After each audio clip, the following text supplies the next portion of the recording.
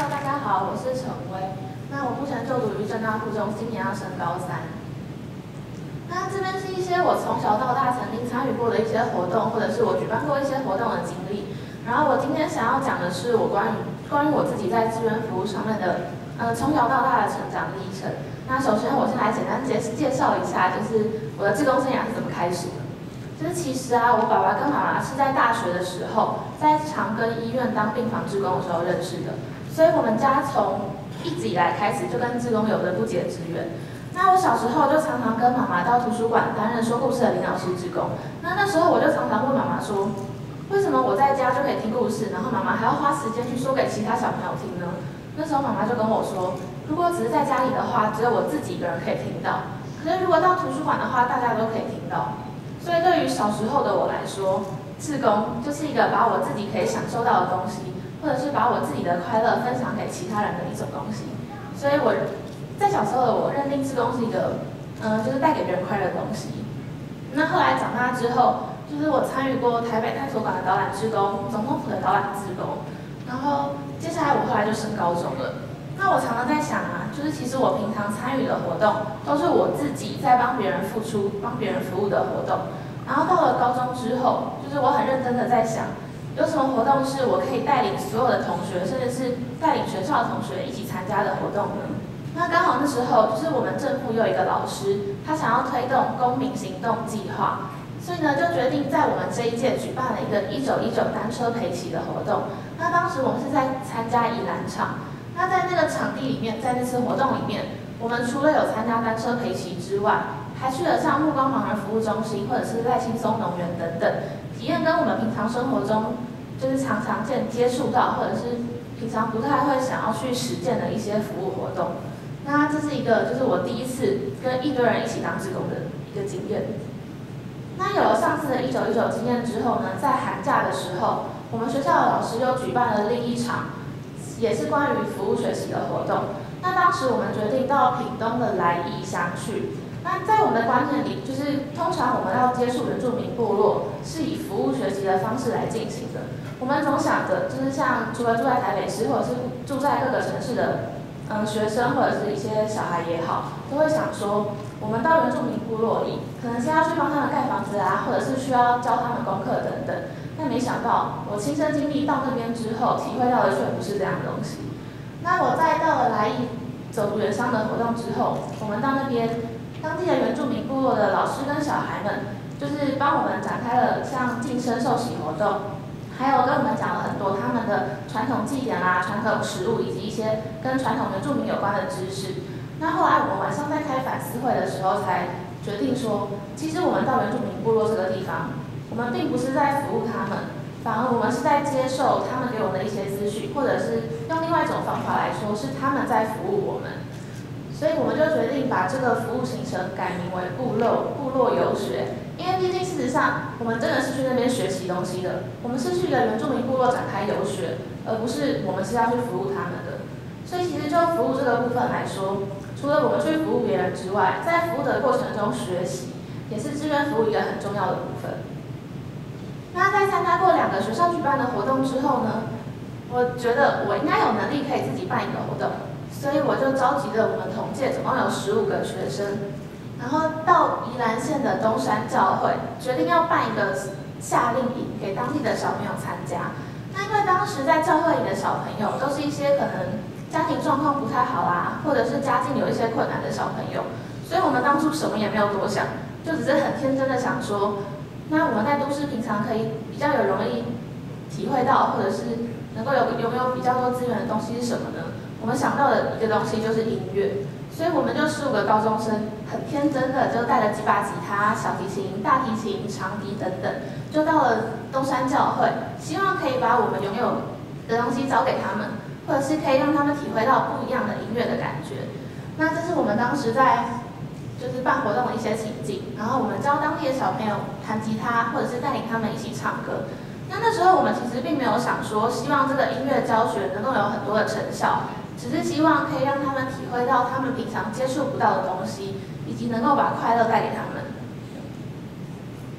那在这个宜兰之余剩下的空档时间，我们又到了安宁病房去做服务。那当初在接触安宁病房这个东西的时候，其实就我们的观念来想，安宁病房里面住的应该都是一些可能即将要告别人生的一些长者们。那我们那时候真的很不确定，就是身为高中生，有足够的能力去面对这一切吗？或者是我们真的有正确的态度能进到安宁病房里面吗？那后来经过就是谨慎的考虑之后，我们还是决定要踏出这一步。那进到安宁病房之后，我们用一种就是我们所想出来的方法，然后希望可以帮助当地的就是那个地方的一些安宁病房里的长者或者是他们的家人。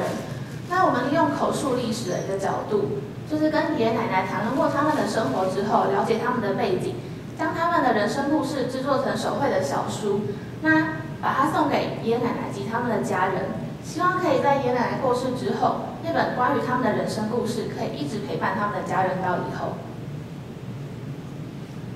然后除了在宜兰的经验之外，我们在2013年的时候又重新参加了一次1919的单车陪骑活动。那比起上次的宜兰场，我们这次参加的是新竹场的活动，也是一样，除了单车陪骑之外，我们还有2个比较不一样的活动。那一个是大家都很常见的募发票，因为毕竟我们走在路上，在逛街或者是在讨论事情的时候，常常可以看到路上很多人在募发票。那其实真的会去捐发票的人，也就是同样一种人。那我们从来没有想过，其实募发票也可能是很困难的工作。所以在经过常常看到的这个情况下，我们就有很多人开始对这件事情有兴趣，所以就决定利用这次的机会，到新竹的火车站附近展开了募发票的活动。那除了募发票之外，我们还去举行了一个净滩。那其实，在新竹就是最近这几年比较有名的是在18公里海岸线骑脚踏车的活动。那很多人到18公里海岸线都会想说，哦，其实那边的海岸非常美，然后那么长的一段海岸，就是路上的风景也都是很难得一见、很干净的。那却没有想到，其实当地的海岸景观是很不容易才能维持的。所以我们在跟那边的管理服务中心联络之后，就决定要投入到这个净滩的活动。那后来才发现，其实净滩的工作真的不是像我们平常想象的那样，可以常常玩水，或者是可以去接触很多不同的自然风光。那透过这次的活动，也跟当地的管理中心聊过之后，我们才发现，其实净滩这一块也是现在很需要人去投入的一项运动。那后来接下来到了2014年今年的寒假，那我又接触到了一个比较特别的活动，那这是以前从来没有接触到的。它是在宜兰县五节国小的环境保护教育的绿志工的活动。那当时我们到五节国小，然后跟当地的曹校长讨论过后，因为校长自己也说，其实宜兰本身是一个可能是都市发展没有那么多的地方，然后可能是比较偏乡的地方，所以他自己其实也不太确定当地的小朋友需要我们什么样的服务。那后来在经过考虑之后，就想说，其实五节国小是一个地理位置很好的学校，那有很多的自然景观以及很多很特别的自然资源，然后校园的腹地也很广，所以他希望可以利用我们这次去的这个机会，然后让当地的小朋友更了解他们自己的学校。于是我们就跟荒野保护协会合作，然后展开了一场认识植物的课程之后，就开始着手帮五节国小进行他们的学校植物统整以及学校植物学习网的架设工作。那我这边有一段简单的小影片，然后现在请各位欣赏一下。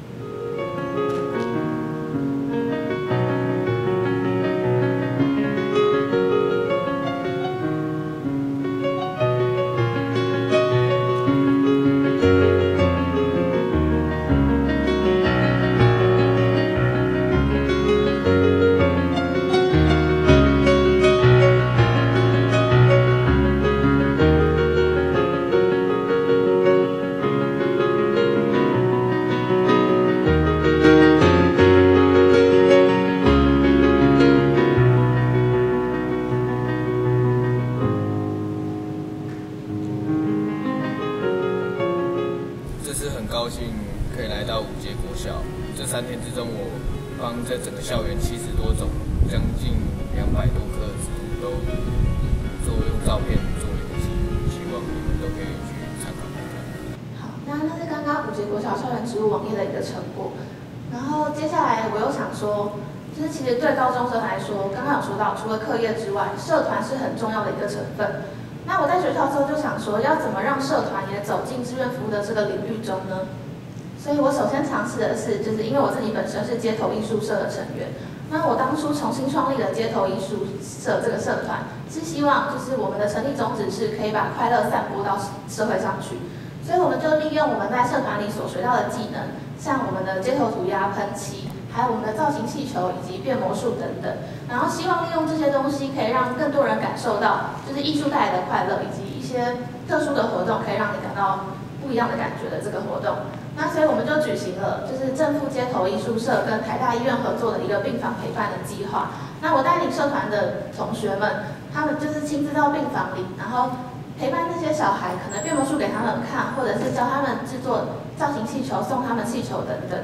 那其实，在经过这个活动之后，就是其实很多人平常到病房会想说，我们能带什么东西给病房的小朋友，他们才会开心呢？或者是我们要送什么东西给需要帮助的人，他们才会开心？那其实上，就是事实上那些受到帮助的人，他们跟我们讲的结果是，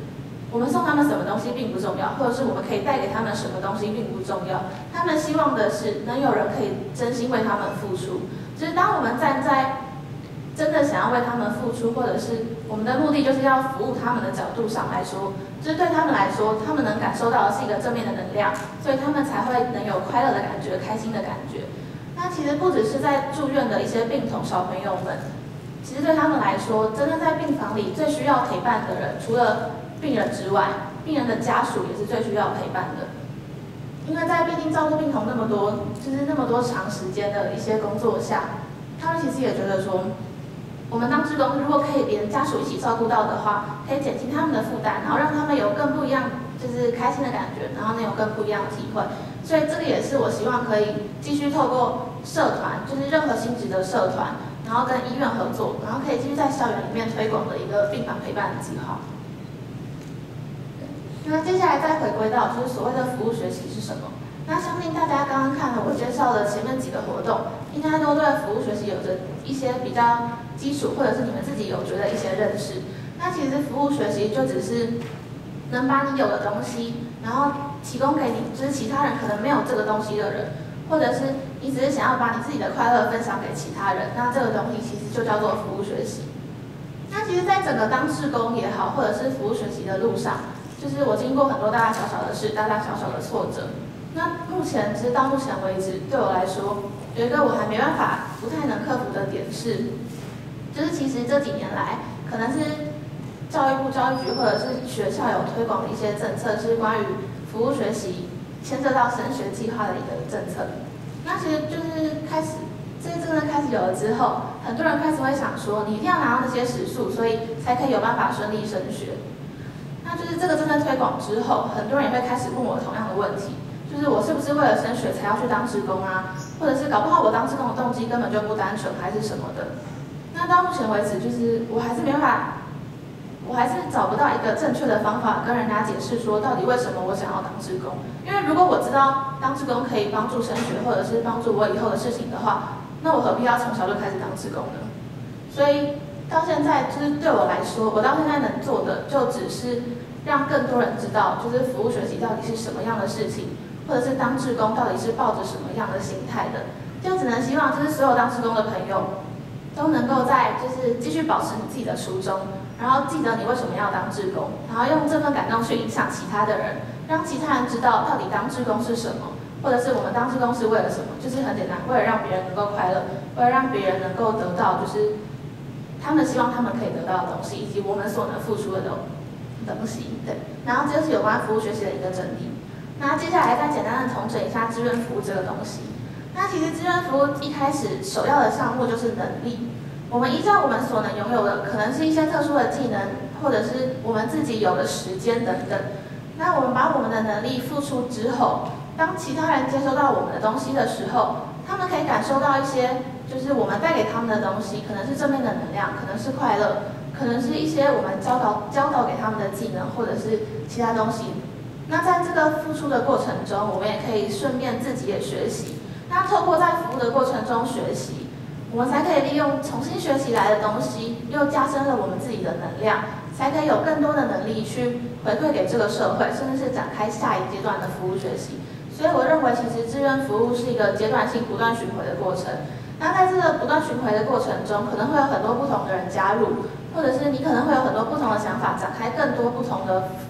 一样性质的服务，或者是不同的学习过程。那我希望就是在志愿服务这块领域上，就是每个人都可以感受到对自己来说最特别，或者是最感动，或者是最不一样的经验。那就是我希望就是不管是什么样的事情，就是只要你跟志愿服务一样，就是保持你自己的初衷，或者是知道你自己要干嘛的话，都可以在任何事情上有着很好的成功。然后我今天大概就简单介绍到这样，谢谢。